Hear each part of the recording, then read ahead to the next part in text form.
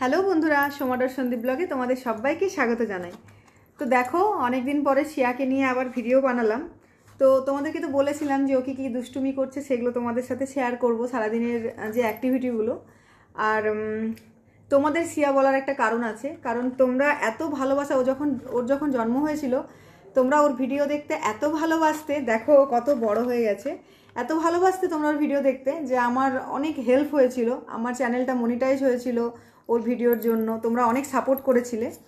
আর শিয়া এখন অনেকটা বড় হয়ে গেছে, অনেক কয়েকটা কথা বলতে শিখে গেছে, হাঁটতে শিখে গেছে। তোমাদের সেই ছোট্ট শিয়া, ঠিক আছে? অনেক সাপোর্ট আরও দরকার, অনেক ভালোবাসা আমাদের দরকার। একবার হাই করে দাও, হাই করে দাও। কেমন করে হাই করতে হয়? হাই বলে দাও, হাই বেটা, হাই বলে দাও, হাই করো একবার বেটা, হাই করো।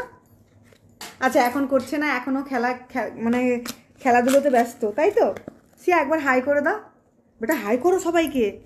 আচ্ছা, মাম্মা কেমন করে বলে বেটা? মাম্মা। এখনও রাগ হয়েছে, অন্যদিন বলবে, তাই তো? আচ্ছা, পাখি কেমন খায় বেটা? উমি করে খায়। আর পাপাকে কেমন করে ডাকতে হয়? পাপাকে তুমি কেমন করে ডাকো? আর দিদিকে কেমন ডাকো? আয় আয় করে ডাকো। আচ্ছা আচ্ছা। তো বন্ধুরা, আবার তোমাদের সাথে দেখা হবে নেক্সট ব্লগে। তো আজকেও বেশি কথা বলতে চাইছে না, যেদিন ও কথা বলার মুডে থাকবে সেদিন আবার ব্লগ করব। টাটা, টাটা করে দাও।